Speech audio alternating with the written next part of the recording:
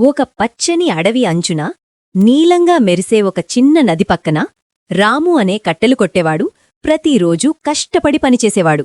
ఉదయం సూర్యుడు బయటకు రావడంతోనే అతను చెట్ల దగ్గరకు వెళ్లి టక్ టక్ అంటూ కట్టెలు కొడుతూ ఉండేవాడు. ఒకరోజు అతను నది ఒడ్డున నిలబడి చెట్టు కొడుతుండగా అతని ఇనుపగొడ్డలి చేతునుంచి జారి చప్పున అని నదిలో పడిపోయింది. రాము భయపడ్డాడు, బాధపడ్డాడు.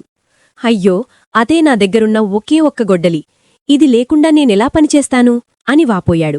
అతను నది ఒడ్డున కూర్చుని కళ్లలో నీళ్లు పెట్టుకుని తన దురదృష్టాన్ని తలుచుకుంటూ ఉన్నాడు.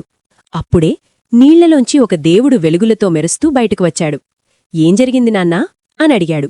రాము జరిగినది అంతా చెప్పాడు. దేవుడు నవ్వుతూ మొదట ఒక బంగారు గొడ్డలి తీసుకుని వచ్చాడు. ఇదే నీ గొడ్డలా అనడిగాడు. రాము తల ఊపుతూ, లేదు దేవుడా, ఇది నా గొడ్డలి కాదు. తరువాత దేవుడు ఒక వెండి గొడ్డలి చూపించాడు. అయితే ఇదా అనడిగాడు. రాము మళ్ళీ చెప్పాడు, లేదు దేవుడా, ఇది కూడా నా గొడ్డలి కాదు.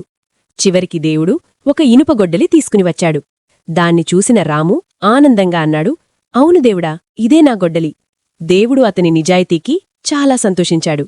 నువ్వు చాలా నిజాయితీ గలవాడివి, అందుకే ఈ 3 గొడ్డళ్ళు బంగారు, వెండి, ఇనుప అన్నీ నీకే అనన్నాడు. రాము ఆశ్చర్యంతో, ఆనందంతో దేవుడికి ధన్యవాదాలు చెప్పాడు. ఆ రోజునుంచి అతను ఇంకా సంతోషంగా పనిచేసేవాడు.